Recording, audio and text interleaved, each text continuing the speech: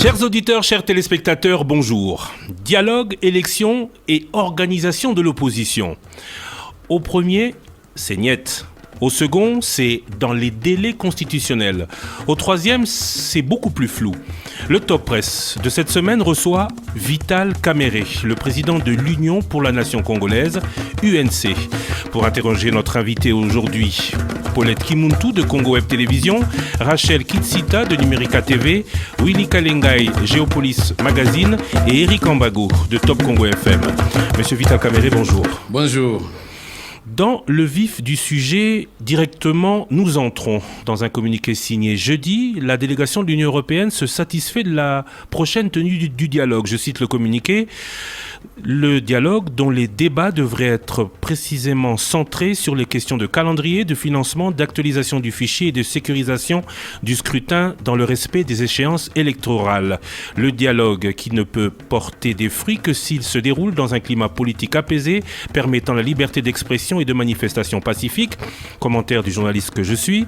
Libération aux prisonniers politiques et autres déjà demandés par l'opposition, mais toujours restés partiellement lettres mortes.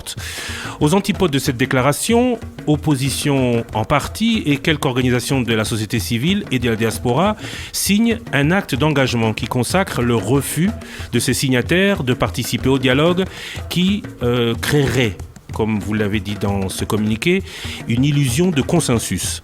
Parmi les signataires, en lieu et place du dialogue, figurent des personnalités politiques qui privilégient une tripartite CENI majorité-opposition. En d'autres termes, un dialogue, mais qui ne s'appelle pas dialogue. Alors, quelle est la différence entre cette tripartite et le dialogue ? Vous êtes contre des discussions sur des autres choses que des sujets qui ne relèvent que de la CENI, M. Kamerhe ?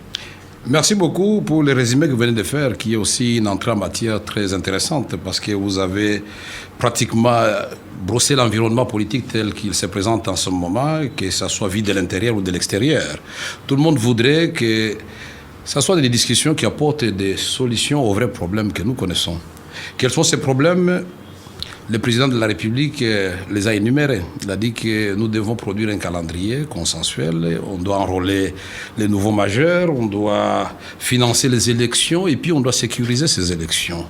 Mais quand nous prenons ces questions-là, au regard des textes qui nous régissent maintenant, à la tête desquels la loi suprême, c'est-à-dire la Constitution, nous ne devons pas être des coutumiers ou des habitués des navigations à vue. Nous avons quand même la loi mère qui s'appelle la Constitution. Quand nous regardons la Constitution, nous disons, tiens, est-ce que ces matières telles qu'énumérées aujourd'hui, elles échappent au contrôle d'une institution quelconque pour que nous nous trouvions dans un cadre extra-constitutionnel ou extra-institutionnel avec tous les risques de trébucher? Nous disons non. Quand nous regardons la matière qui relève du calendrier électoral, ça c'est la CENI. La CENI qui était incomplète par la volonté du pouvoir en place, puisque Malouma, loi démissionnée, on avait dit qu'il était malade, mais le vice-président Pongwe, on ne dira pas qu'il était aussi malade, la Kester, elle n'était pas non plus malade, donc tous les délégués de la majorité, on les a remplacés. Il y avait déjà une volonté de vouloir paralyser la CENI pour la simple raison d'empêcher la tripartite qui avait déjà commencé à fonctionner dans la CENI. Et nous disons l'enrôlement. Mais l'enrôlement des nouveaux majeurs, ça c'est une attribution de la CENI. Mais comment nous allons, nous, un groupe d'individus, nous mettre ensemble et commencer à faire le travail de la CENI sans entacher l'indépendance de la CENI? Mais quand on parle de financement des élections, c'est-à-dire le budget, moi je crois que le président de la République devait tirer toutes les conséquences de ce qu'il dit ou de ce qu'il veut faire. Ça veut dire tout simplement que son gouvernement n'a pas été en mesure d'organiser les élections. Son gouvernement n'est pas en mesure de calculer un simple budget d'une activité électorale, alors que nous voyons que depuis 2012, jusqu'à ce jour, chaque année, il est prévu des montants importants pour les élections. Mais seulement quand nous faisons la comparaison entre les décaissements au profit de la CENI, le taux de décaissement moyen de 16%. Alors que pour le gouvernement, la primature, je dis bien la primature, c'est 440%. Pour la présidence, à 60%. Et nous avons vu, au regard des rapports de la Cour des comptes, que le Premier ministre a exécuté 191 projets non prévus au budget et qui représentent plus de $1 milliard américains.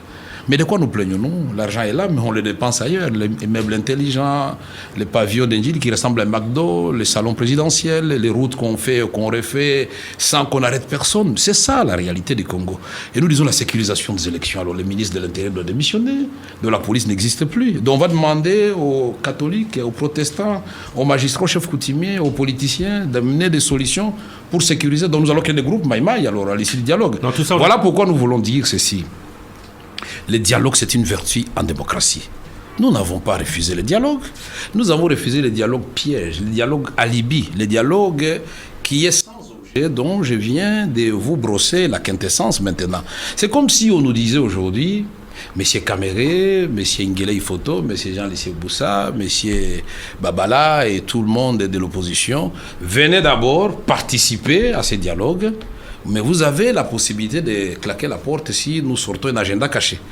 Donc on vous dit déjà d'avance, écoutez, venez, l'essentiel est de participer, mais vous pouvez sortir. Mais vous aurez déjà péché. Mais le risque vous allez légitimer une démarche anticonstitutionnelle. Mais ce sera une démarche qui est définie d'avance comme dialogue ne portant que sur les matières électorales. Oui, je vais vous rappeler autre chose. Vous savez que quand on avait convoqué les concertations nationales, l'ordre du jour était limité. C'est une motion qui a amené un ordre du jour kilométrique. Et comme vous le savez, au regard du format, d'abord, le président de la République, la Constitution est claire. Il s'adresse au peuple congolais, soit devant les deux chambres en congrès, soit il fait message écrit qu'il fait lire par le président de l'une des deux chambres, ou concomitamment les deux présidents lisent le message. On ne fait pas ça en cachette comme Minakou l'a fait. Il parle aux députés, les députés nous rapportent. Bon, qu'est-ce qu'il vous a dit? Non, le président dit qu'il y aura dialogue. Et que d'office, tous les députés sont délégués à ce dialogue, dont notez, ça fait 608. Plus le bureau des députés, non, c'est députés 500, plus les sénateurs 108, ça fait 608. Alors si vous prenez les deux bureaux, vous ajoutez, nous sommes à plus de 132 participants au dialogue pour une tranche des participants. Mais là, si on doit prendre, comme l'a dit Minakou, président de l'Assemblée nationale, il dit que chaque parti politique agréé doit avoir un délégué au dialogue. Ça fait 400. Plus 700 ou 630, nous sommes déjà à 1000. 1300 à peu près. Bon alors maintenant, on dit les magistrats seront représentés là-bas. Les chefs coutumiers, ils seront. Les étudiants, les journalistes, peut-être Top Congo, il sera. Peut-être Numérica ou Amen, je ne sais pas. Ils seront. Mais alors nous sommes à combien à ce moment-là? Alors nous disons à ce moment-là, la chance d'abord d'avoir la parole. Il faut votre chance, la calculer en termes de pourcentage. Donc vous aurez 1500% de chances de prendre la parole. Donc, à un moment donné, puisque si vous transposez l'actuel Parlement, où la majorité, c'est-à-dire le pouvoir, fait tout ce qu'il veut, et fait passer tout ce qu'il veut, sauve tous les voleurs de la République. C'est-à-dire aucun ministre ne peut être condamné tant que le Parlement va fonctionner comme il fonctionne là-bas. Ça signifie... Ça, c'est pas nouveau. C'est pas nouveau, comme vous le dites. On le regrette depuis 2006. Ça signifie qu'en d'autres termes, vous allez faire du neuf avec du vieux. Donc, vous amenez les mêmes personnes au dialogue, mais qui vont obéir au mot d'ordre. Mais ça sera quel genre de dialogue à ce moment-là? Donc, aujourd'hui, vous refusez le dialogue parce que, de par sa composition elle-même, si vous aviez à ce dialogue à en revoir la composition, vous reverrez votre position d'y aller ou pas? Non, c'est parce que nous sommes dans une émission interactive. Hein, donc, je sais qu'avec Christian, c'est très difficile de terminer sa réponse. Ça, c'est déjà une première chose que j'ai intériorisée avant de venir. Mais je voudrais vous dire que, pour que les auditeurs de Top Congo nous comprennent très bien, qu'ils sachent d'où nous venons. Nous venons d'où? Les livres de M. Évariste Bochab, entre l'inanition de l'État et la révision constitutionnelle. Ça, c'est un signal très fort. C'était le patron du PPRD, le parti présidentiel, aujourd'hui ministre de l'Intérieur. 2, on nous a rabâché les oreilles ici qu'on pouvait, pour économiser de l'argent, élire le président au suffrage indirect. Vous avez oublié ça? Et tout ça, le combat toujours des intellectuels congolais, de l'élite et du peuple congolais. 3, on a créé l'ONIP pour nous dire, écoutez, l'Office national d'identification de la population, et on nous préparait une bombe, on dit voilà, la loi électorale doit être révisée parce qu'il faut désormais que nous fassions d'abord le recensement de toute la population congolaise avant d'aller aux élections. Le peuple congolais est sorti de sa réserve pour dire non. De manière claire, il y a eu des morts. On parle de 43, mais c'est plus que ça, puisqu'après il y a eu les charniers de Maluku, peut-être qu'on en parlera. Mais après, qu'est-ce qu'on a fait? Bon, ok. l'opposition a proposé un calendrier. Elle a dit, bon, pour montrer à tout le monde que nous ne sommes pas là, c'est pas pour nous opposer, nous avons proposé un calendrier. Nous étions les premiers à dire qu'aujourd'hui, nous constatons qu'on ne peut plus faire les élections municipales, locales et communales. Donc, allons à l'essentiel, c'est-à-dire les élections provinciales, et pour que le 27 novembre, nous fassions les élections présidentielles législatives nationales. Mais ceci n'a pas été accepté non plus. M. Martin Kobler a essayé quelque chose qu'il avait appelé table ronde. Il avait commencé, et puis finalement, Reims Fingol est venu à ses côtés. Ils nous ont réunis pour la première fois. L'opposition et la majorité, la CENI, nous étions ensemble. La fameuse tripartite, elle était là, en présence de la communauté internationale. Et quand on a commencé à trouver des solutions au problème, le type du PPRD qui était là, aujourd'hui, qui est devenu premier vice-président de la CENI, M. Kantintima, quand Olivier Kamitato a dit oui, l'autre dit MSR, Yves Mombando a dit oui, M. Kantintima, au nom du PPRD, l'a dit à M. Reims Fingol, non, moi je dois me référer à l'autorité morale. Enfin, l'autorité morale, vous connaissez la suite, l'autorité morale a invité tous les ambassadeurs pour dire, messieurs, vous êtes devenus les officines de l'opposition, je ne veux plus de ces réunions-là. Mais après, il y a une autre tentative bénéfique à la République, c'est M. Labé Malou. Quand il a, par vidéoconférence, s'il vous plaît, pour la première fois, l'INC, c'est-à-dire toute l'opposition, la majorité au pouvoir, par vidéoconférence, nous tous nous disons oui. Et au nom de la majorité, c'est M. Chadari qui avait dit oui à l'initiative de M. Malou. La tripartite, ça ne vient pas de nous. Nous avions déjà accepté ça. Mais c'est à ce moment-là que le président de la République va sortir de sa réserve pour dire, bon, j'initie les concertations ou les consultations nationales. Mais en passant, vous avez oublié qu'il y a eu des concertations qui ont produit plus de 700 résolutions et recommandations. Mais on en fait quoi? On devait libérer les prisonniers d'opinion et politique. Mais Jean-Claude Mouyambo, Diomi Ndongala, Christopher Ngoï, les Baouma, les Kiaviro, les 3 étudiants qui avaient été arrêtés au procès de Vital Kamere. Et tout ça, on fait quoi? On a libéré personne. Les médias de l'opposition qui sont fermés sont toujours fermés. Donc c'est le dialogue qui empêche au gouvernement actuel d'exécuter ces mesures qui étaient acceptées par tout le monde. Nous disons pour nous, c'est un dialogue piège parce que, justement, au moment où tout le monde attendait qu'on aille au dialogue, parce qu'on devait parler du processus électoral, le pouvoir en place doit faire voter la loi sur le partage des sièges au niveau des locales et municipales. Mais là, c'est mettre la charrue avant le bœuf. Mais puisque nous allons parler du processus au dialogue, pourquoi alors vous voulez maintenant et tout de suite faire la loi de répartition des sièges alors que cette loi devrait être le fruit des statistiques actualisées? Voilà, je peux vous énumérer autant des signes qui montrent que nos amis ne veulent pas que nous ayons un bon dialogue. Et là, je peux ajouter un dernier élément qui énerve la Constitution, c'est le démembrement précipité et qui va nous pousser à une hérésie constitutionnelle, c'est-à-dire on va nommer des commissaires spéciaux. Les commissaires spéciaux, vous ouvrez la Constitution, c'est un titre qui n'existe nulle part. Et qu'est-ce qu'on a comme résultat au finish? On a 26 provinces sans assemblée provinciale, s'il vous plaît, c'est-à-dire les commissaires et gouverneurs rendent directement compte au ministre de l'Intérieur. L'exécutif rend compte à l'exécutif. Le peuple n'a plus rien à voir, donc ces commissaires spéciaux et gouverneurs peuvent prendre tous les deniers publics, ils ne rendront compte à personne. Une administration anarchique à 2 vitesses. C'est pourquoi nous disons, dernier élément, très important, pourquoi on nous demande de dialoguer?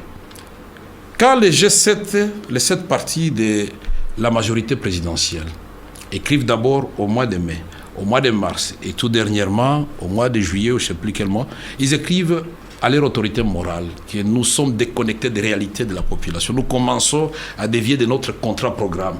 Il faut faire attention, nous devons avoir les élections dans les délais constitutionnels et tout en respectant la Constitution. Pour avoir dit cela, on les a chassés de la majorité présidentielle. Donc, ils n'ont pas démissionné. On les a chassés. Olivier Kamitato l'a rappelé encore à l'issue de son congrès. Alors, nous irons faire quoi si ils sont incapables déjà eux-mêmes à dialoguer? Mais nous n'allons pas être tout simplement des gens qui disent non. Nous disons il y a moyen de trouver des solutions.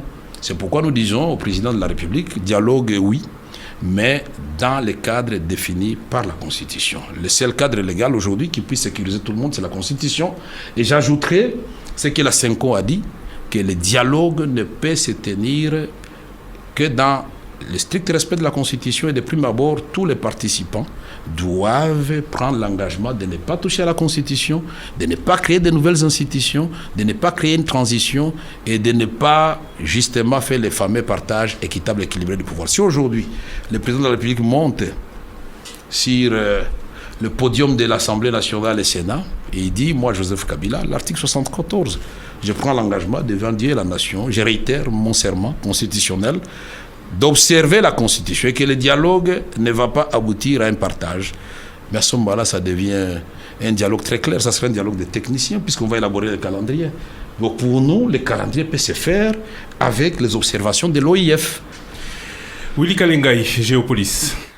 Monsieur Vital Kamerhe, bonjour. Bonjour, oui, c'est Willy Kalengai. Vous dites que vous êtes d'accord pour la tripartite parce qu'elle est constitutionnelle. Admettons que ceci se fasse et que la CENI propose un calendrier électoral en fonction des réalités du pays et que ce calendrier déborde sur les délais constitutionnels parce que la réalité l'impose. Dans le cadre de la tripartite, vous allez accepter cela? Je voudrais d'abord vous donner une information que vous n'avez pas et ça m'étonne en tant que journaliste que vous ne l'ayez pas. La CENI a fait appel à l'OIF, l'Organisation internationale francophone, et c'est le général Sangaré. Nous le savons, Voilà, vous avez l'information alors. Là, très bien. Donc l'OIF a démontré à la CENI qu'il y a moyen de faire les élections dans les délais constitutionnels. Il ne faut pas endormir le peuple congolais en disant à supposer que non. La CENI a fait appel à un expert qui a dit non, c'est possible. Et pour nous, l'essentiel c'est de commencer. Aujourd'hui, si la CENI dit que nous commençons l'enrôlement, mais on va commencer l'enrôlement avec les observations de l'OIF, c'est-à-dire les 1 million de morts doivent sortir du fichier électoral, les 450 000 fictifs doivent partir, les 1 million de jeunes qui sont devenus majeurs, qui étaient des mineurs dans les fichiers passés, on doit les réenrôler pour actualiser les fichiers et on doit permettre maintenant aux nouveaux majeurs de s'enrôler. Mais on a un fichier complet, on n'a pas besoin de recommencer les fichiers à zéro. Vous voyez que nous évoluons. Vous avez suivi aussi l'expert national de la ligne élite, M. Jérôme Bosso. Qui l'a intronisé expert national? Enfin, ça fait quand même une vingtaine d'années. C'est un citoyen congolais qui a sa réflexion. Qui travaille dans le domaine des élections et qui a quand même dit qu'il fallait au minimum 20 mois pour préparer les élections. J'ai suivi, il a dit 22 mois. 22 mois. Mais j'ai suivi un autre éminent chercheur, M. Atundu Liongo, qui a dit qu'il faut 2 à 4 ans aussi. Donc, on peut citer tout le monde. La question qui se pose ici, c'est que on voudrait savoir si votre position est idéologique ou bien elle est technique. Parce que si c'est idéologique, je comprends bien que vous teniez absolument qu'on respecte les délais constitutionnels. C'est même bien, c'est bien de le faire. Mais soyons réalistes. Nous sommes dans un pays qui a des grandes difficultés et l'organisation des élections n'est pas une petite chose. S'il y a des problèmes, vous donnez quelle solution? Non. Vous n'allez pas vous réfugier derrière la déclaration de l'OIF. Ça ne suffit pas. J'ai répondu à votre question. Et je vous ai dit que nous ne voulons pas des dialogues alibi, des dialogues pièges.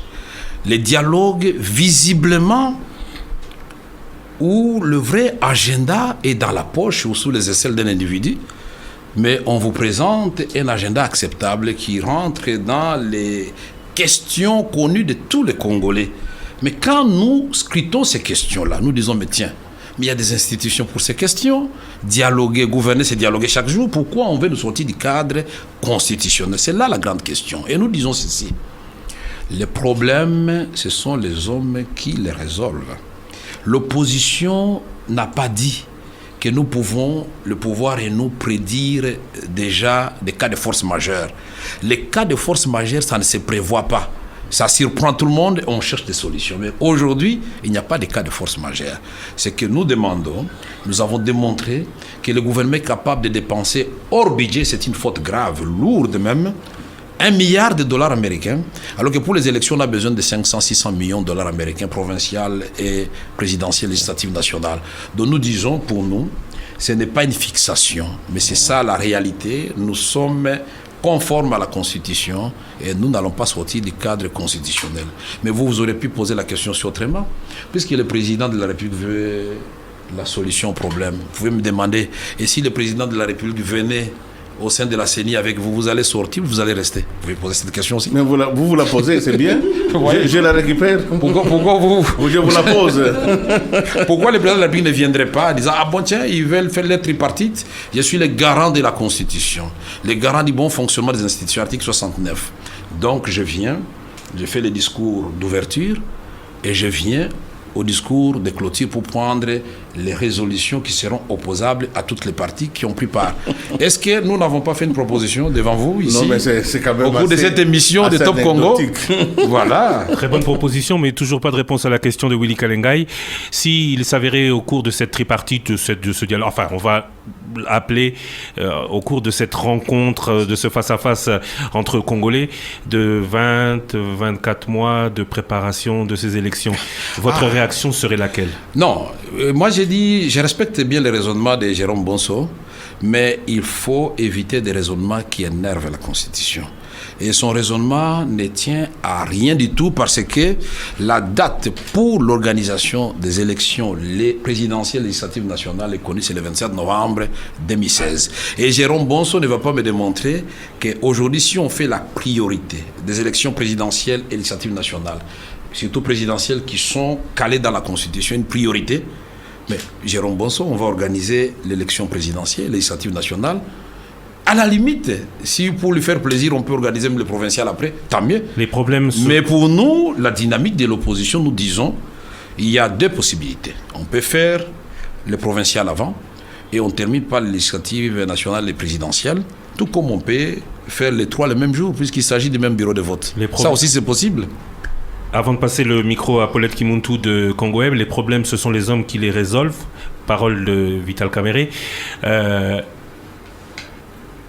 La difficulté, la RDC l'a rencontrée en 2005. Elle a reporté les élections d'1 an. Si aujourd'hui, ces élections, il était avéré qu'elles ne pourraient pas se tenir dans les délais constitutionnels et que donc Jérôme Bonso a raison, qu'est-ce que vous, opposition, vous ferez? Non, il n'aura pas raison, puisqu'en 2005, la Constitution avait déjà tout prévu. J'ai bien posé la question. La question, j'y réponds. Parce qu'avec si, on peut mettre Paris dans une bouteille. Hein, donc, il ne faut pas aller en termes de si, ce sont des hypothèses. Maintenant, je vais répondre à votre question pour vous dire quelle était la vraie situation en 2005. Non, je ne veux pas parler de 2005. Non, je voudrais vous dire, vous avez dit, on a eu les difficultés, on a reporté d'1 année. Mais moi, je voudrais vous dire qu'en 2005, à l'issue des dialogues intercongolais, c'est-à-dire on a eu l'accord global inclusif, on a eu le pacte républicain qu'on appelait la Constitution, qu'on devait vendre si l'ensemble du territoire national, Kamita, tout moi-même et tous les autres amis, on a fait le tour du pays. J'ai fait la caravane de la paix avec certains d'entre vous. Vous-même, Christian Lusakweno? Je confirme. Vous le confirmez, Willy Kalengai et d'autres qui ne sont pas ici. Nous avons fait le tour du pays pour expliquer aux Congolais, voilà, ça, avec ça, c'est la fin de la guerre. Avec ça, c'est la stabilité de nos institutions. Et dans la Constitution de la transition, il était dit, les élections, la transition est de 3 ans, mais d'1 année, de 6 mois, renouvelable une fois. Donc, on pouvait prolonger de 6 mois. Renouvelable une fois. Oui. Voilà. Et donc, c'est ça qui fait 1 année que vous avez souligné, vous avez raison. Mais le pacte républicain, c'est le référendum du 19 décembre 2005. Mais il faut vous rappeler que l'accord global lui-même... avec un an de retard. Oui. L'accord global lui-même, voilà, c'était 17 décembre 2002. Mais on a eu la Constitution le 18 février 2006. Merci pour ça. Mais alors, vous posez la question que si, en faisant les calculs, on déborde. Non. Il faut poser la question autrement. Admettons que M. Vital Kamerhe, au mois de décembre, on commence l'enrôlement, on a aligné toutes les activités électorales et qu'on se retrouve effectivement, on a déjà fini tout l'enrôlement, on est en plein processus électoral et si on déborde, non, là on ne peut pas réviser la Constitution parce que nous sommes déjà lancés dans le processus électoral. Le tout est question de démarrer quelque chose. Le tout est question de la volonté politique. De démarrer quelque chose. Nous ne sommes pas dans un acharnement. Nous voulons que nos amis du pouvoir puissent intérioriser le fait que l'alternance, c'est une valeur en démocratie. Le président actuel aura accompli 15 ans à la tête du pays. Il est jeune, il doit se reposer. Ça donne des mots de tête gouverner un pays comme la République démocratique du Congo. Nous devons lui dire et le répéter chaque jour. Allez le dire aux amis de la majorité que la vie existe après le pouvoir. C'est ça mon rêve, que nous ayons un ancien président de la République en vie, en train de circuler, et il peut donner son expertise pour dire, voilà, là j'avais échoué à cause de ceci, là j'ai réussi à cause de cela. Nous voyons les anciens présidents en Tanzanie, ça fait la fierté en train de regarder le football ensemble, en train d'aborder le problème du pays ensemble. Nous devons enlever en nous la rancœur, nous devons enlever en nous cette sève de l'indépendance. Tout le monde a dit, bon tiens, si ce n'est pas moi, c'est la mort. Non. Les hommes qui sont plus importants que les institutions, c'est ça que je refuse. Puisque si nous nous mettons ensemble, en train de changer les règles du jeu, la Constitution, le lendemain, c'est-à-dire au mois de février 2016, rien ne nous empêche de faire encore un autre dialogue bis. Parce qu'à moins de 2 ans, on a déjà fait les concertations. Non, faire encore les dialogues. On a bien compris que pour vous, le principal, c'est de démarrer quelque chose. Paulette Kimuntu, Congo Web. Bonjour, monsieur Vital Kamerhe. Bonjour, madame Kimuntu. Bien sûr, on dit comparaison n'est pas raison, mais aujourd'hui, quand nous regardons la situation en France, ce qui se passe en France, on a l'impression que tous les politiques se sont mis ensemble, que ce soit de droite ou de gauche, parce que l'intérêt de la France est menacée. Aujourd'hui, on a l'impression aussi que la République démocratique du Congo est menacée en une certaine manière, parce que on a l'impression que rien ne marche. La Constitution n'est pas respectée. Selon vous, tout est fait pour qu'il y ait glissement ou glissade selon les uns et les autres. Est-ce que M. Vital Kamerhe ne pouvait pas mettre un peu d'eau dans votre verre pour essayer de dialoguer? Parce qu'à un moment, vous avez créé même une plateforme pour le vrai dialogue, si je me souviens bien. Aujourd'hui, il y a ce dialogue qui se présente. Pourquoi ça n'a pas abouti? Vous répondrez. Vous avez créé ce plateforme pour le vrai dialogue. Aujourd'hui, les dialogues se présentent là et vous posez beaucoup de préalables pour y participer. Est-ce que vous ne voyez pas un peu l'intérêt du Congo et l'intérêt de ce pauvre peuple congolais? Parce que moi, je prends la place de ce peuple congolais qui ne comprend pas des fois toutes les turpitudes des politiques. Vous travaillez aussi pour vos intérêts, mais des fois, on a l'impression que vos intérêts sont plus que l'intérêt du peuple. Est-ce que vous pensez qu'aujourd'hui, M. Vital Kamerhe, en disant qu'il va aller au dialogue, il aura résolu le problème du peuple congolais? Non, moi, je crois que c'est le dialogue tel que présenté aujourd'hui. C'est un dialogue où on va les récompenser, les gens qui vont faire un coup d'État constitutionnel aux institutions de la République. Au moment où nous parlons, madame, moi, je le sais, je ne gouverne pas, mais je sais qu'à Uvira, ça fait depuis presque 1 mois, ils n'ont pas d'électricité, alors que le barrage se trouve au Sud Kivu. Il y a de l'électricité à Bujumbura, il n'y en a pas à Uvira. Les gens, puisque la régie ne peut pas donner de l'eau, les gens boivent l'eau du lac et ils ont le choléra. Et vous savez qu'à travers tous les pays, les infirmiers sont en grève, dans l'indifférence totale du gouvernement central. Mais pourquoi on ne peut pas dialoguer sur ce genre de questions? Et aujourd'hui, les médecins d'Uvira ont voulu soigner les gens pendant 3 jours, même tombés malades. Les points sont fixés, c'est vous parlez du dialogue. Béni. Quand le président était parti à Béni, mais qui avait dit le premier que nous allions partir là-bas? C'était la dynamique. Mais quand le président dit j'y vais aussi, qu'est-ce que nous avons dit? Mais puisque le président y va, monsieur le président, c'est une occasion, nous allons nous retrouver autour de vous. Parlons de cette question pour une fois qui ne nous concerne pas, nous, nos postes, nous en tant que politiciens, mais la sécurité des enfants de Béni. Mais qui a refusé? C'est le président. Et aujourd'hui, est-ce que vous savez que dans le site de Lubero, il y a encore une autre rébellion qui a commencé et que tout le monde aujourd'hui se retrouve à Kanyabayonga? Mais nous parlons de quoi? On parle des élections dans un pays où les questions du quotidien en Mbujimaï. Est-ce que vous savez qu'on tue pour l'eau en Mbujimaï? On tue pour l'eau en Mbujimaï, alors qu'il y a Lukelenge qui ne demande que la gravitation. Mais les tuyaux, vous avez de l'eau presque déjà naturellement bien traitée en Mbujimaï. Est-ce que vous savez qu'à Bouendo, au début de la semaine, plus de 450 enfants ont été emportés par la pluie, mais on a déjà trouvé 3 corps. Est-ce que le gouvernement en a parlé? Non.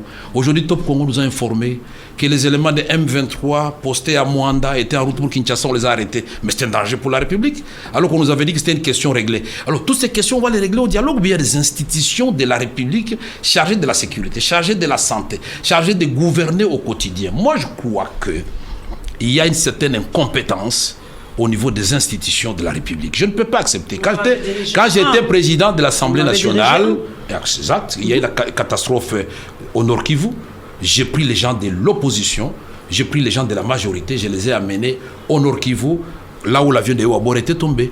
Quand il y a eu le problème des CNDP, qu'est-ce que nous avons fait? La conférence de Goma, c'était majorité et opposition. Nous n'avions pas exclu qui que ce soit. Nous avons une union sacrée. Mais aujourd'hui, il y a eu prise d'otage au Mali. Le président était en N'Djamena, il est rentré, il a créé une union sacrée autour de la question, il a médiatisé. Chez nous, tout est secret défense. Comment voulez-vous que les gens créent l'union sacrée alors qu'on vous dit que tout va très bien? Quand on va vous dire que les éléments des FARDC ont violé à Bangui, on vous dit c'est non. Aujourd'hui, le matin, on vous dit non, les mêmes éléments des FARDC viennent de violer à Calais. On vous dit toujours c'est non. Mais on fait quoi si nous devons cacher notre saleté? Nous voulons faire quoi? Le président Hollande, effectivement, il y a ce qui est arrivé en France. Le même jour, on a tué à Béni 24 pauvres citoyens. J'ai fait les tweets. J'ai dit non, oui, nous sommes compatissants vis-à-vis de la France, mais n'oublions pas qu'aujourd'hui, nous avons perdu Béni, et Béni, c'est chaque jour. Mais alors, est-ce que vous avez entendu le gouvernement de la République ou le président de la République dire quoi que ce soit? C'est une lettre au président Hollande. Mais le président Hollande, dans la forme voulue, a invité les chefs des partis politiques de l'opposition et de la majorité. Et qu'est-ce qu'il a fait? Dans sa conclusion, devant les congrès, c'est-à-dire à Versailles, mais il a pris tout ce que Sarkozy a proposé, Édouard Balladur, Madame Marine Le Pen. Il n'a pas honte quand ça apporte des solutions aux Français. Mais aujourd'hui, l'opposition en France est désarmée. Qu'est-ce qu'ils vont dire encore à Hollande? Mais si le président Kabila peut lire les résolutions de la dynamique, les résolutions de la Cinco est très claire. Et il dit, bon, ok, la Cinco a dit, bon, tiens, de prime abord, nous devons tous nous engager sans atermoiement à respecter la Constitution, l'intégrité territoriale, la souveraineté nationale, de ne pas produire des institutions ex nihilo extraordinaires, de ne pas partager les pouvoirs, de ne pas énerver la Constitution. Il dit ça. Mais vous pensez qu'il y a quelqu'un qui va rester encore à la maison, Madame Paulette? Nous aimons notre peuple, mais nous refusons d'aller légitimer une démarche qui s'accommode à un coup d'État constitutionnel. Nous ne sommes pas contre le dialogue. C'est une vertu en démocratie. Nous sommes contre le glissement, nous sommes contre le troisième mandat, nous sommes contre des personnes qui sont au-dessus de la Constitution et des lois de la République. Rachel Kitsita Ndongo, Numérica TV. Monsieur Vital Kamerhe, s'agissant du dialogue en amont, le président de la République a initié les consultations avec les forces vives de la nation, alors que l'UNC avait refusé l'offre. Ceux qui sont allés, ceux qui ont répondu à l'appel de Joseph Kabila ont eu certainement et sans nul doute l'occasion de poser des préalables quant à l'organisation du dialogue en République démocratique du Congo. Aujourd'hui, que l'UNC, Vital Kamerhe, pose les préalables, à qui vous adressez-vous? Non, je vais vous répondre de la manière la plus claire. Le président de la République a fait des consultations. À mon avis, c'était des consultations trompe-œil. Puis je vais vous rappeler ce que la Cinco écrit ici. C'est pourquoi la Cinco estime urgent de rappeler son point de vue exprimé au président de la République lors des consultations organisées en vue du dialogue national. Le point de vue de la Cinco se résume dans des points suivants. 1. Le rappel du fait que le dialogue est une voie royale. C'est très bien pour résoudre des crises. 2. La nécessité de souligner que ce dialogue se déroule dans le respect absolu de la Constitution. Est-ce que vous avez entendu le président, puisqu'il avait promis qu'à l'issue des consultations, il va faire la synthèse, il va faire le message à la nation. Vous l'avez entendu parler, le président? Mais à qui est-ce que vous adressez vos préalables? Puisque je c'est Joseph Kabila. Je ne pose pas de préalable, peut-être vous n'avez pas compris. Dialogue. Je suis en train de donner ma contribution à la nation. C'est lui qui a les rènes du pouvoir. Vous auriez dû accepter l'invitation de Joseph Kabila lors des consultations. Non, on n'a pas accepté, puisqu'en politique, vous savez, la forme peut l'emporter sur le fond. On doit se faire respecter. Je suis un ancien candidat président de la République. Ancien quand même président de l'Assemblée nationale. Même si l'honorariat dans notre pays ne ressemble à rien du tout. Mais tout cela, c'est très dangereux pour une république. C'est-à-dire, vous avez servi la République comme ministre, une fois remanié, donc vous n'avez même plus droit au moindre égard. Comment on va nous inviter, nous, au même moment que les étudiants? On va nous inviter, nous, au même moment que les gens de la société civile. Nous ne jouons pas dans la même sélection. Ce ne sont pas des Congolais. Ce sont des Congolais. Mais François Hollande n'a pas appelé les étudiants, il n'a pas appelé les artistes, il n'a pas appelé les magistrats. Non, il a appelé les responsables qui sont à même de lui donner Monsieur Kamerhe, laissez-moi terminer. La question a été posée par madame. Je voudrais dire ceci. Je vais juste apporter le petit correctif suivant. Oui. Les artistes sont venus après tout le monde. Le premier jour, les 2-3 premiers jours, ce n'était que les politiques. Mais ils sont venus quand même. C'est ça le désordre que nous ne voulons pas. C'est-à-dire quand ces consultations-là, vous savez, le président Hollande pouvait les vérifier. L'invitation a été envoyée nommément à chaque parti politique. Ça a été dit à la télévision, ça a été fait par écrit. L'Élysée l'a fait aussi par écrit. Il avait dit, je commencerai par les présidents des groupes parlementaires, par les présidents des partis qui sont représentés à l'Assemblée nationale suivant leur degré de représentation. Il y a quand même en toute chose des règles. Donc vous allez vous retrouver comme des petits mendiants alignés en train d'attendre chacun son tour pour être reçu. Non. Donc tout n'est question de protocole. J'ai dit non, ça a de l'importance. On doit se respecter. On ne doit pas donner l'impression à notre peuple qu'on court pour aller recevoir des per diem, alors que nous voulions aller proposer au président de la République des solutions aux problèmes. Nous n'avons pas abandonné, puisque nous l'avons fait à travers la presse. Nous avons dit, voici ce que nous pensons.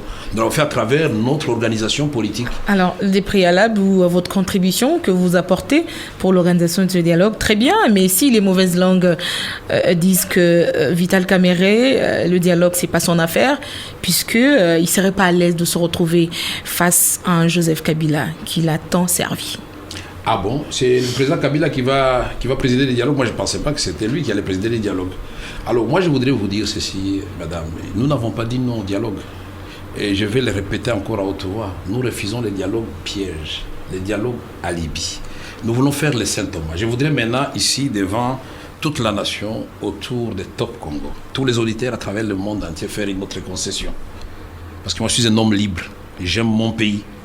Je voudrais vous dire, madame, deux choses. La première, si aujourd'hui le président de la République, par la formule consacrée par la Constitution, il nous donne des garanties qu'on ne va parler que de processus électoral et qu'il prend l'engagement qu'il ne va pas briguer un troisième mandat, que le calendrier sera dans les délais constitutionnels, nous serons au dialogue. Deuxième concession, nous disons ceux qui vont aller au dialogue, bonne chance. On ne va pas tirer sur eux. On ne va pas jeter d'anathème, rien du tout.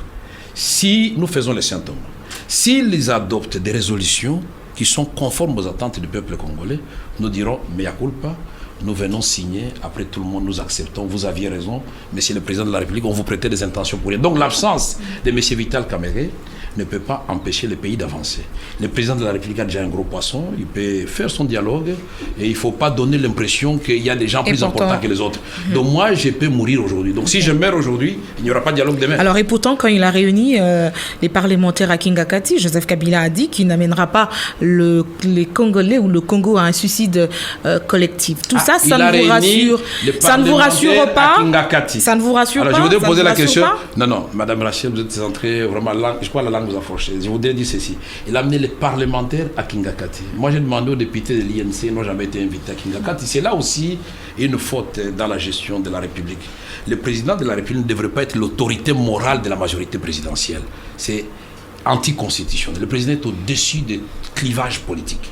On amène les seuls députés de la majorité, mais on les amène où? Dans une ferme privée. Les institutions se trouvent où? Ici à Kinshasa, au Palais de la Nation, à Mongaliema. Et c'est à Kingakati, d'après vous, qu'on doit aller dire au peuple congolais que je ne vais pas vous amener au suicide collectif? Ou alors c'est au Palais de la Nation, au Palais du peuple, ou à Mongaliema? Moi, je crois que nous devons nous habituer à faire fonctionner... Et le fond de ce qu'il a dit à ses parlementaires, ça ne vous rassure pas? Vous qui l'avez côtoyé. Vous qui étiez là, vous étiez là, vous pouvez nous rapporter, puisque ce que rapporte le ministre de l'Information... Le Congolais a un suicide collectif, ça vous rassure pas? J'ai failli croire quand le ministre de l'Information... C'est un homme de parole et pourtant... Hein. Oui, j'ai failli croire quand le ministre de l'Information a parlé. Mais le lendemain, nous avons suivi son brillant homologue ou collègue des relations avec le Parlement, Siré Refi, qui a dit non, Kabila Totondi, on a noté, nous avons envie, nous avons soif de Kabila. Il doit continuer. Nous n'avons pas. Mais si vous dites quoi? On n'a pas besoin de glissement, on a besoin d'un mandat. Il a dit. Alors vous voulez qu'on croie qui? Il n'a jamais été contredit par qui que ce soit. Alors, que dites-vous à M. Atondo Lyongo quand il dit nous, on n'a pas besoin de glisser? C'est 2 ans ou 4 ans pour organiser les élections. Mais à qui nous allons croire? Le président n'a pas de chance. Nous allons croire à qui, madame? C'est ça la question. Ce n'est pas Kamerhe. C'est le désordre dans la famille politique du chef de l'État. On ne sait pas qui est porte-parole de qui. Puisque vous êtes ministre de l'Information, vous êtes censé être porte-parole du gouvernement. À la limite, parlez au nom du Premier ministre. Mais ici, il parle et au nom du PPRD, qui n'est pas son parti, puisque lui, il a son parti. Il parle au nom du président de la République, au nom de l'Assemblée nationale. Même les questions de l'armée, c'est lui qui répond à Ban Ki-moon. Alors maintenant que la CENI a un nouveau président, Corneille Nangaa, nous disons oui, qu'est-ce que vous attendez de ça? Est-ce que vous attendez que vos exigences... Des moyens qui viendront. Oui, que la CENI nous appelle, on donne les moyens. Vous croyez au moins Corneille Nangaa? Non, on ne croit qu'en Dieu, madame. Okay. Moi, je ne peux pas croire en des individus. Nous allons mettre des garde-fous pour le maintenir. Je n'ai pas besoin qu'il me rassure. Nous allons le maintenir dans la loi portant organisation de la Commission électorale nationale indépendante et la Constitution de la République. S'il trébiche, nous allons le rappeler à l'ordre. Les individus, moi je disais aux amis, s'acharner sur Malumalu, ça ne sert à rien. Restons dans les principes et nous allons gagner le combat. Voilà, Malumalu est parti, mais là nous avons un autre et nous allons commencer le combat contre celui-là et puis on va nous amener un autre et nous allons tomber dans le piège du pouvoir qui est celui de gagner du temps. Circuler, il n'y a rien à voir. Vous allez attendre jusqu'à ce que vous allez être surpris. Vous êtes au mois de décembre 2016. C'est pourquoi nous disons, nous, INC, quand la CENI a voulu faire son test grandeur nature, vous avez oublié cette étape. Quand on a demandé à tout le monde de déposer les candidatures pour les élections provinciales, madame. Mais on nous a bouffé 104 000 $ américains. Parce que nous avons 425 candidats pour les élections provinciales. Le MLC a fait la même chose, le CDR a fait la même chose. Le parti d'Ingele Ifota a fait la même chose. Tout le monde a fait la même chose. Mais quand le président s'est rendu compte, tiens, mais les gens de l'opposition sont prêts, alors on a annulé. Mais alors qui a poussé Évariste Bochab à publier le calendrier des élections provinciales partielles? Et puis après, il les annule lui-même. Qui? Il n'en avait pas d'abord le pouvoir, parce que c'est la CENI qui devait le faire. Nous sommes dans un désordre constitutionnel. Après, il annule. Après, on nomme les commissaires spéciaux. Ça, c'est l'opposition encore. Éric Ambago. Et on avait dit qu'il n'y avait pas 2 millions de dollars pour organiser les élections de nouvelles provinces. Vous avez oublié cette étape. Éric Ambago, Top Congo FM. Vital Kamerhe, est-ce que l'UDPS a tort d'accepter le dialogue? Non, vous savez, nous devons respecter l'UDPS, c'est un grand parti. Soyez sincère dans votre réponse. Mais je suis sincère. Vous être sincère, ça signifie quoi? Réfléchir comme vous? L'attaquer, dire que c'est pas bon. C'est ça être sincère. Bon, puisque le dialogue n'est pas bon d'après vous. Non. J'ai commencé par dire que j'ai respecté Jérôme Bonso dans son raisonnement, même si ça ne cadrait pas avec mes convictions. C'est ça aussi la démocratie. Est-ce que vous m'avez entendu ici attaquer Joseph Kabila? Depuis qu'on a commencé, est-ce que moi je l'ai attaqué ici? Je donne mon point de vue et je démontre que ce qu'on nous propose n'est pas conforme à la Constitution. Et pourtant l'UDPS dit qu'il y a eu des violences. Mais je viens de vous répondre. Vous avez parlé de tout ça. Il y a telle institution chargée de telle, mais cela n'a pas empêché qu'il y ait des violences. En 2011, il y a eu des morts. Et vous dites, il y a la police. Mais pourquoi ne pas se mettre autour d'une table pour parler justement de ces violences qu'il y a eu en 2006, en 2011? Pourquoi ne pas se mettre autour d'une table? Bago, puisque vous en avez les secrets, peut-être vous allez me convaincre à l'issue de cette émission. Alors quand nous allons mettre autour de la table, M. Etienne Tshisekedi, Vital Kamerhe, Olivier Kamita, tout ce monde-là, donc nous sommes plus experts que nos généraux. Nous allons dire quoi aux généraux? Que voilà, voici comment on doit protéger. Il faut un apaisement. Il faut d'abord l'apaisement des esprits. D'après vous, on aura atteint un compromis. Et puis quelque chose que peut-être que vous ne dites pas souvent, c'est que au départ, avant ces discussions, pourquoi ne pas partir avec un principe? On accepte tout par consensus. Pourquoi pas? Non, moi, je voudrais vous dire quelque chose peut-être qui échappe à votre raisonnement. D'après vous, aujourd'hui, si on a interdit les manifestations de MSR, de l'INADEF, de l'INAFEC dans les Katanga, et même le maire de l'ICASI qui avait autorisé cette manifestation a été suspendu puis remplacé. Mais en même temps, le PPRD peut faire tout ce qu'il veut, même sans en informer l'autorité. Le PPRD organise ses manifestations en lieu fermé. Je vois que vous êtes membre du PPRD, vous connaissez comment il fonctionne. Mais moi, je voudrais vous dire, vous ne savez pas où je vais en venir. Mais est-ce qu'il faut un dialogue pour appliquer les lois de la République? Parce que la loi, si les manifestations, cette loi est connue. Aujourd'hui, nous avons suivi les rapports de l'organe de la MONUSCO chargé de surveiller le processus électoral et les manifestations publiques. Ils ont dit 11 manifestations dans les sites Kivu, les Kasaï et les Katanga ont été interdites alors que l'autorité était préalablement informée conformément à la loi. 21 manifestations du PPRD se sont déroulées sans en avoir informé l'autorité. Voilà le dysfonctionnement. Ça, c'est pas une question de dialogue, c'est une question de mauvaise foi. Il n'y a pas de volonté politique.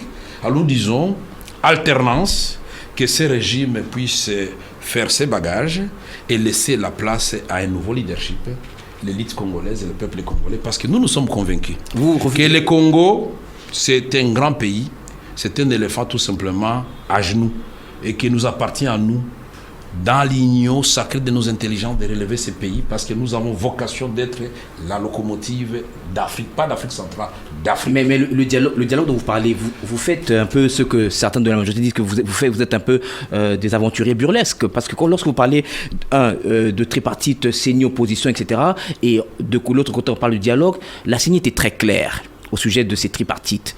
Le rapporteur de la CENI a dit qu'il y a des questions pour lesquelles il faut que des options politiques soient levées. Par exemple, notamment l'enrôlement des majeurs qui prendrait du temps. Et les différentes élections qui devraient être organisées. Doit-on commencer par les provinciales, les municipales et autres? Tout ça, ça relève des options que les politiques devraient lever et donner aux dispositions de la Constitution. J'aimerais être sincère avec vous. Dites-moi, M. Ambago, c'est quelle disposition de la Constitution qui dit que la CENI doit dire que telle option doit être levée par les politiciens. C'est dans quelle constitution? Parce qu'ils ne sont pas... Attendez, la CENI est technique, la CENI n'est pas politique. D'après vous, l'enrôlement, ce n'est pas une question technique. Mais ça pourrait demander un peu plus de temps. Le président de la République a dit, et il nous a rejoints, nous étions très contents, que oui, puisqu'avant on nous disait qu'il n'y avait pas de problème. Justement, quand nous avions demandé, c'est pour répondre à Mme Paulette, qu'on avait créé la CVD, la Coalition pour le vrai dialogue. Qu'est-ce qu'on nous avait répondu ici, les antennes de Top Congo et de toutes les radios et télévisions de Kinshasa? On avait dit non, ces politiciens-là doivent attendre les élections pour avoir du travail, ils sont des demandeurs d'emploi. Parole de Lambert Mende. Pas une seule fois, il a répété ça au moins 5 fois. Ah, nous nous ont dit, tiens, au fait, nous commençons à être en porte-à-faux avec la population. Il ne reste plus qu'une année pour aller aux élections. Est-ce qu'il est normal qu'on continue à demander les dialogues? Nous avons dit non, non. Le seul langage que le pouvoir va entendre maintenant, c'est la mobilisation de la population. On a trouvé notre langage. Et le 19 janvier, ils ne nous ont pas donné tort. Si nous étions restés dans les dialogues, mon cher ami, aujourd'hui, il y aurait la loi électorale révisée avec l'alinéa 3 du point 8, l'alinéa 8.3. Donc 2016, élection législative présidentielle, si on n'a pas, même s'il y a problème technique, on envoie les gens dans la rue. Même si on envoie des gens dans la rue, c'est le chaos. Non, non, demandez-moi. Sur le plan technique, j'ai clair. lu la page Facebook de Top Congo. J'ai lu mon compte Twitter. Je vis que la plupart des auditeurs ont voulu savoir, Monsieur Caméré, puisque vous dites que ce dialogue de Kabila-là est inopportun, qu'est-ce que vous proposez? J'ai lu sur votre compte Twitter, Monsieur Caméré, comment vous allez vous permettre encore une fois d'aller légitimer une démarche chaotique du président de la République, et vous savez très bien qu'il veut faire les glissements. J'ai lu sur le compte Twitter, Monsieur Caméré, quelles sont vos relations avec Moïse Katumbi? Quelles sont vos relations dynamiques avec G7? Tout ça sont des questions de vos auditeurs. Donc moi, je ne fuis pas des questions. Donc, je vais répondre à la première question. Nous disons, nous ne sommes pas là pour dire, bon, tout ce que le président propose est mauvais. Non, on n'a pas dit ça. On a dit, monsieur le président, le dialogue, c'est bon. Mais seulement, monsieur le président, voici, la République est régie par une constitution et par les lois. Alors, si vous nous amenez dans un forum, ce forum-là devient extra-constitutionnel et devient au-dessus des institutions. Mais c'est Abago, c'est ce que je suis en train de dire. Nous voulons un dialogue, mais qui reste dans le cadre légal, constitutionnel, comme la CENCO l'a dit. Mais pourquoi vous n'attaquez pas la CENCO? Parce que nous vous disons, nous avons adopté ces dialogues tels que la CENCO. Le dialogue est anticonstitutionnel. Tel que présenté par le pouvoir actuellement, il est anticonstitutionnel. On ne peut pas... Il est interdit de dialoguer sur les questions nationales. Laissez-moi terminer. Aujourd'hui, Kabila est président de la République démocratique du Congo. Aujourd'hui, Caméré réunit les gens à Mongaliema ou bien à Mongafula, et je prends les attributions, le forum que j'organise prend momentanément les attributions du président de la République. Vous estimez que c'est constitutionnel, ça?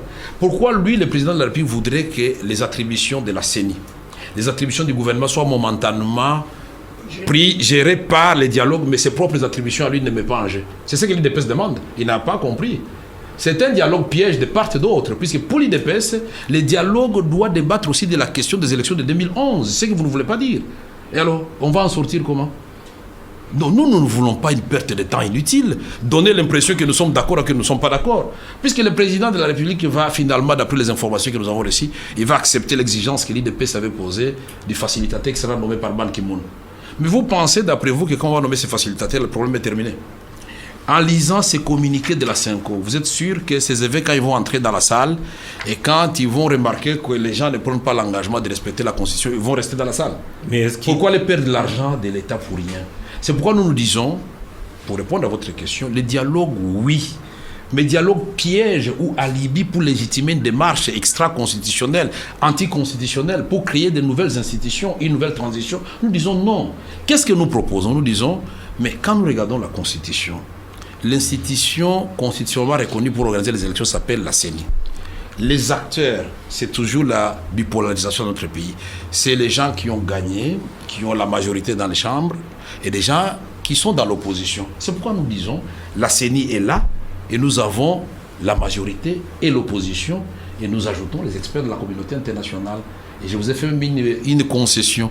Le président peut venir prononcer un discours d'ouverture, et il vient recevoir les résultats. Pourquoi nous voulons ça? D'abord, on va économiser beaucoup d'argent, il n'y a pas beaucoup de participants. 2, les concernés directement vont donner leurs contributions. 3, la loi des rendements décroissants.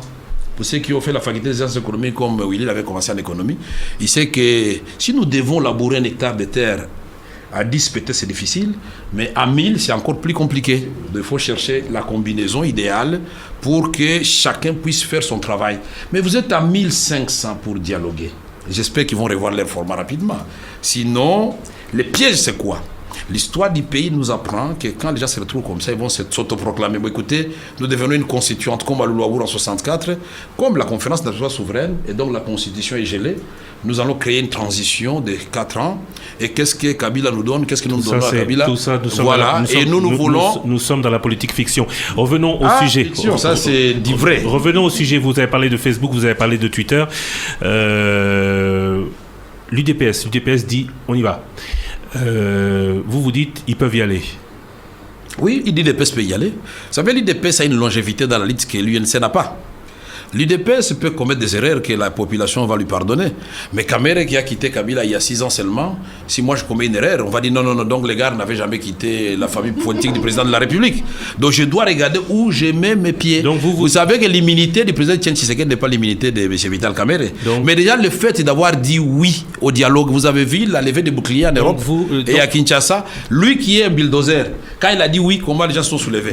Quand moi je dirais ça, les Christian, Paulette, vous là vous serez prêts. Donc du mal à vous croire. Oui. Donc aujourd'hui Vital à mes œuvres aussi. Donc aujourd'hui Vital Kamere a peur d'y aller parce qu'il a peur de ce qu'il y aura. Non, je suis un politicien, je dois tenir compte de l'opinion. Moi, j'écoute les gens d'ici qui vous m'appellent, les gens du Nord Kivu, les gens de Bandundu, les gens de Bas-Congo, du Katanga, de Mbujimaï, de Maniema, de la province orientale, des Kassai occidentales. Ils m'appellent, de Bandundu, ils m'appellent, ils me disent, Monsieur Vital Kamere, nous ne voulons pas de ces dialogues pièges. Le peuple congolais a besoin d'un calendrier inscrit dans les délais constitutionnels et nous, les peuples, nous allons trancher. Ce que nous vous demandons à vous, l'opposition, le moment venu, c'est de nous présenter un candidat unique de l'opposition. C'est ça, c'est que j'ai lu sur votre compte Twitter. Nous y sommes déjà. Vous voulez vous perdre dans vos questions. Mais M. Vital Kamere, vous avez été celui qu'on appelait le pacificateur, un homme de compromis, un homme de consensus. Qu'est devenu ce Vital Kamere là? Il a disparu. Aujourd'hui, il y a un Vital Kamere radical, presque extrémiste. Vous ne m'avez pas vu à Lubumbashi? Presque extrémiste. Laissez-moi poser la question. Voilà. Non, vous allez là-bas parce que bon, c'est l'opposition. Mais l'homme du compromis, l'homme du consensus, l'homme du consensus, on le voit. Mais en fait, la question fondamentale est celle-là. C'est vrai, être dans l'opposition, c'est votre droit, mais offrir à la population une alternance crédible, c'est votre devoir. Exact. Et par rapport à ce devoir-là, nous ne voyons pas l'opposition en ordre de bataille organisé. Nous sentons beaucoup plus une accumulation des égos. Comment vous allez réussir parce que la Constitution, vous voulez qu'elle ne soit pas touchée. Et vous avez raison, c'est votre combat. Mais cette Constitution-là consacre les élections présidentielles à un seul tour. Exact. Donc si l'opposition va aux élections à non dispersés, elle a perdu les élections. Qui vous a dit ça d'abord? Ce n'est pas vrai, mais ce n'est pas souhaitable. L'expérience de 2011... Ça, c'est la tricherie. L'expérience de 2011, je vais répondre à votre question. L'expérience de 2011 nous apprend que le président actuel a gagné. L'élection de l'opposition et de la majorité s'est faite avec plusieurs candidats de l'opposition. Nous savons ce qui s'est passé. Au moins par rapport à cela, il y a eu quelque chose. Alors je reviens donc à la question, elle est là. Par quelle magie vous allez rebondir pour trouver un candidat unique? On vous a vu à Lubumbashi avec Moïse Katumbi, et certains qui vous critiquent disent déjà que non, il est parti arme et bagage, c'est dans un mariage avec Katumbi, il a renoncé à tout pour laisser Katumbi passer devant. Où est-ce qu'on en est aujourd'hui? L'humilité précède la gloire. Vous savez, Jésus-Christ, il allait vers les âmes pour les gagner. Alors il ne faut pas que ces genres de commentaires puissent donner l'impression que moi, ça me froisse. Non, moi, je suis à l'aise avec ça. Donc je voudrais vous dire que les combats de l'opposition, nous l'avons commencé depuis 2011. Aussitôt qu'on a proclamé le résultat, moi, je ne suis pas un rêveur. Je suis allé voir mon grand frère, mon père, Étienne Tshisekedi. Je lui ai dit, allons à la Cour suprême de justice. Il a dit, je n'y vais pas. Il m'a donné Félix, Sami Badibanga, Bruno Mavungu et tous les restes. Nous sommes allés Maître Mukendi à la Cour suprême de justice. Vous nous avez vu. Moi, je suis un républicain. Alors, admettons que si cette plainte était écrite par Étienne Tshisekedi et soutenue par Vital Kamere, deuxième et troisième selon monsieur l'abbé, monsieur le pasteur Mulunda, mais ça allait soulever la population, puis ça allait être le point de départ de la contestation dans la rue. Mais nous n'avons pas attendu le 28 janvier, nous sommes allés à Addis Abeba avec un plan, avec tous les amis de l'IDPS et nous tous. On a fait une proposition. Alors, aujourd'hui, l'opposition, nous avons compris, on est parti de la CVD, d'abord de l'alliance avec Nzanga, Mobutu et Mbusa Nyamwisi. On est passé à la CVD avec le Moïse Congolais, tout le monde. Aujourd'hui, nous sommes avec Martin Fayoulou, avec Jean-Lycée Boussa, avec Ingele Photo. Ça prend de l'ampleur avec les MLC. C'est dommage que nous ne soyons pas ensemble avec l'IDPS, mais ce n'est que partie remise, on doit faire cet effort-là. Aujourd'hui, nous sommes en pourparlers avec les G7 sur les principes fédérateurs, pas sur les individus fédérateurs, sur les principes. Est-ce que nous acceptons tous de mener le combat du respect de la Constitution? Oui. Est-ce que nous acceptons tous que les glissements c'est un danger pour le pays? Nous disons oui. Est-ce que tous nous acceptons que l'alternance est une valeur en démocratie? Oui. Est-ce que nous acceptons que cette fois-ci, nous allons conquérir le pouvoir, pas pour nous-mêmes, mais pour servir le peuple avec une vision, un projet de société? Nous disons oui. Voilà ce que nous nous sommes dit. Et ça va permettre à l'opposition de se mettre en ordre de bataille. Et c'est l'échange que j'ai eu avec Moïse Katumbi, aussi bien à Londres qu'à Lubumbashi. Et moi, je sais que l'union fait la force. Ceux qui disent ça, ce sont les gens de la majorité. Ils ont peur. Quand ils voient des bulldozers qui se mettent ensemble, évidemment, nous allons déplacer des montagnes. Moïse Katumbi et moi et les autres, MLC, tous les amis, les gens, Lycée Boussa, les Fidé Babala, les Ingele Photo, si nous sommes ensemble, premier palier. Là, on va arracher d'abord le calendrier électoral. Deuxième palier, maintenant, nous sommes ensemble. Voici la vision. Voici le profil du candidat. Qui de tel ou de tel va mettre cette veste? Mais c'est une équipe. Messieurs, vous n'êtes pas un homme qui va se réveiller un matin et changer les règles du jeu ou remanier tout le monde. Non. Désormais, notre pays sera dirigé comme la France, comme les États-Unis d'Amérique, où tout le monde est serviteur du peuple. Vous êtes président de la République, mais vous êtes derrière le peuple. Donc, je voudrais rassurer tout le monde, que ce soit au Sud Kivu, au Katanga, que ce soit au Kasaï, dans les Bandundu, Maniema, province orientale, Nord Kivu, Bas-Congo, Équateur, Kinshasa, Kasaï occidental, il n'y a pas encore des arrangements particuliers entre Moïse Katumbi et moi. Le seul arrangement entre Katumbi et moi, c'est de mener le même combat pour empêcher la révision de la Constitution, obtenir les calendriers électoraux. Le moment venu, nous allons parler d'autres batailles avec d'autres amis qu'il ne faut pas minimiser puisque tout le monde peut poser sa candidature à la présidentielle. Merci beaucoup, monsieur Vital Kamerhe. Le temps passe vite déjà. Ça passe très vite, on n'a pas parlé de beaucoup de choses. 57 minutes, mais c'est vous, monsieur Kamerhe. C'est vous qui, c'est vous qui n'aimez pas être, c'est vous qui n'aimez pas être interrompu pour poser toutes ces questions. Les maisons emportées à Bukavu. Merci Eric Ambago de Top Congo. Merci Rachel Kitsita de Numérica. Merci Paulette Kimunku de Paulette Kimuntu. Oh, monsieur Kamerhe, s'il vous plaît. Non, je n'ai pas fini. S'il vous plaît, je vais vous laisser la parole. Paulette Kimuntu de Congo Web ainsi que Willy Kalengai de Géopolis Magazine. Des petites questions avant de terminer. Vous dites l'opposition sera unie, c'est ce que vous dites? Elle aura un candidat unique? L'opposition aura un candidat unique. Quelle opposition? L'opposition telle qu'on la connaît aujourd'hui? L'opposition additionnée des démissionnaires PPRD, des G7? Il ne faut pas les appeler des démissionnaires du PPRD. Non, mais il y en a qui viennent de démissionner du PPRD. C'est-à-dire vous pouvez commettre un péché, mais demeurer dans le péché, c'est ce qui est condamnable. Nous devons encourager les autres qui sont dans le PPRD de quitter, de venir. Voilà notre démarche. On y arrive. Et de deux, Willy a dit quelque chose de très important. Les pacificateurs, nous les demeurons. Une recette à donner aux amis de la majorité et du dialogue. Il y a ce qu'on appelle, c'est très important puisque c'était le thème de l'émission, il y a ce qu'on appelle les mécanismes de proximité. Les uns peuvent aller au dialogue, c'est leur liberté. Les autres, nous sommes dehors, ils peuvent nous contacter de façon indirecte. On l'a fait à Lusaka, on l'a fait à Sun City et on l'a fait à Pretoria et à Luanda. Alors ne mettez pas tous les œufs dans le même panier puisque nous risquons tous de nous tromper au même moment. Laissez-moi s'il vous plaît poser ma question. Vous la comprendrez mieux. L'alternance, elle est assurée parce que au regard de la Constitution, Joseph Kabila ne peut plus se présenter. Donc, à l'issue de l'élection présidentielle, Joseph Kabila ne peut plus se présenter. Là, nous sommes tout à fait d'accord, je crois, vous et moi. L'alternance est donc assurée. Maintenant, candidature unique de l'opposition contre qui? Parce que hier, quand je vous dis il y a un mois, les démissionnaires du PPRD, Moïse Katumbi, c'était il y a un mois ou deux. G7, c'était à 2-3 mois. Peut-être d'autres vont venir, vous quitter ou entrer, on ne sait pas. Aujourd'hui, cette opposition, c'est qui? Ce sera pourquoi? Ce sera contre qui? Pourquoi? Non, il ne faut pas renier à la majorité actuelle le droit de proposer son candidat. Ils auront leur candidat. S'il est faible, c'est leur problème. S'il est fort, c'est leur problème. L'alternance au pouvoir ne veut pas dire, il faut corriger, ne veut pas dire nécessairement que l'opposition va gagner les élections. L'opposition doit se donner les moyens de gagner cette élection.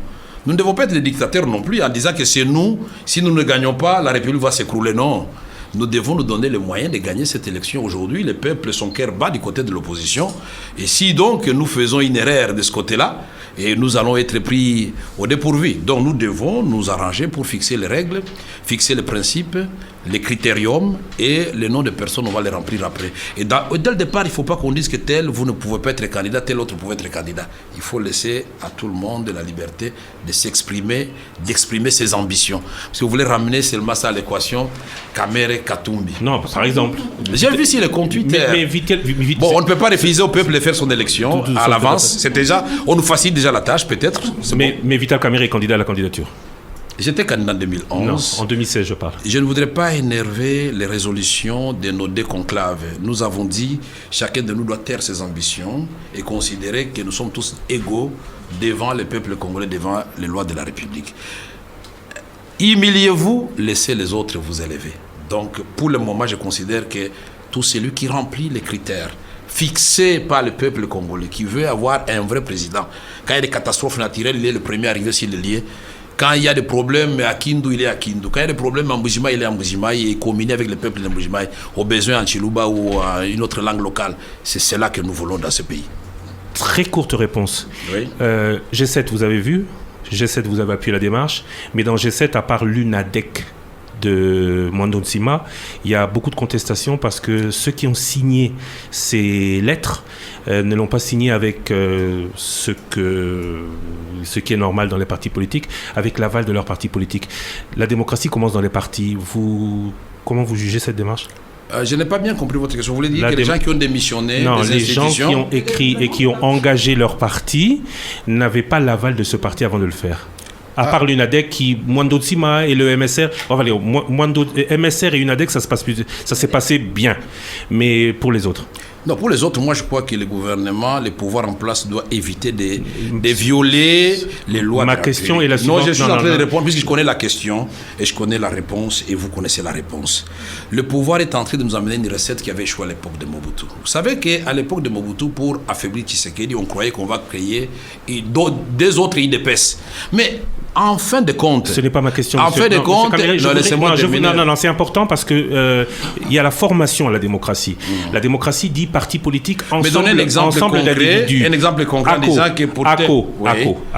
ACO, dont le président qui avait signé cette lettre du G7 est d'ailleurs député indépendant. L'ACO, il s'est avéré qu'à l'ACO, Dani Banza n'avait pas du tout l'aval de son parti. Aujourd'hui, il a complètement été exclu. Est-ce que vous trouvez normal, ça a été le cas dans d'autres partis, est-ce que vous trouvez normal que Vital Kamerhe signe un document au nom de l'UNC qui implique tout le monde dans l'UNC sans que l'UNC n'en ait été au préalable informé ou n'ait donné son accord? Mais moi, je suis en train de voir ce qui est en train de se passer pour le moment. Le parti d'Olivier Kabitato a fait son congrès, le parti de Pierre Lumbi a fait son congrès, le parti de Kyungwa Koumanza a fait son congrès. Je vais encourager les autres partis du G7 de faire leur congrès pour nous dire clairement renouveler leur confiance à leur chef actuel. Donc entrer dans cette discussion-là, ça ne fait pas avancer la République. Une chose est vraie, et que Dani Banza a dit dans la lettre qu'il a signée avec les autres, cette lettre-là, elle est très salée. Si vous la lisez, vous allez voir, elle va vous laisser sur votre soif d'ailleurs, après, que c'est que nous constatons comme dysfonctionnement au sein de notre propre famille politique. Et les velléités de révision constitutionnelle nous met en marge des attentes du peuple congolais. Monsieur le Président, nous vous demandons de vous ressaisir pour qu'il y ait un débat au sein de la famille politique. Ça, nous encourageons. C'est le courage. Je vais vous dire pourquoi je vous pose la question. Oui. Parce que ce qu'on reproche au Président, dans toutes ces correspondances, c'est aussi ce que les membres de ces partis reprochent au président des partis. Oui. Alors, est-ce qu'on peut donner une leçon chez l'autre alors que chez soi, on ne l'a pas... Non, vous savez, le bien-être n'a pas de couleur politique. Hein. Et on ne fait pas la morale devant le bien. Mais la question est de savoir, Pierre Lumbi et compagnie, leur courage est-il salutaire pour la République? Un conseil spécial chef de l'État en matière de sécurité. Il a toutes les données. Il vous dit non, nous naviguons à vie et nous allons droit dans le mur. Est-ce que ces courages-là, nous devons commencer à les saluer dans notre pays où les gens n'avaient pas la culture de la démission, où nous devons décourager les autres qui veulent quitter? Puisque votre démarche, apparemment, parce que je vois peut-être le Premier ministre est en voie aussi de partir, de venir dans l'opposition. Laisse-le venir, mon cher ami. Non, je suis d'accord. Votre Moi, question là, vos questions risquent de décourager les gens. Non, je n'ai pas de démarche. Laissez les gens venir dans l'opposition. J'ai le droit de poser Et des moi, questions. j'ai dit aux gens qui continuent à traiter les gens de kabylistes quand ils viennent dans l'opposition, ils sont en train plutôt de faire le travail de la majorité présidentielle. Puisqu'il faut déplumer totalement la majorité. C'est de bonnes guerres. Moi, les gens de la majorité qui quittent, qui viennent chez moi, je les accueille. Puisqu'ils ne me feront pas de cadeaux, ceux qui quittent chez moi vont chez eux, ils les accueillent. En conclusion, on peut marcher sur les lois intérieures des partis à partir du moment où on a pris du courage. Je n'entre pas dans les discussions internes du parti, puisque là, vous ne m'avez pas présenté un document écrit sur base duquel je devais porter mon jugement.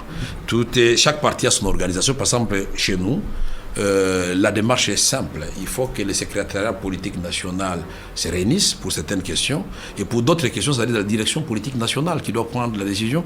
Et pour investir un candidat président de la République, il faut que les congrès se réunissent. C'est aussi clair que ça. Donc, je ne sais pas ce qui s'est passé là-bas, mais moi, je salue le courage de 7 partis politiques de la majorité qui ont dit non, trop c'est trop.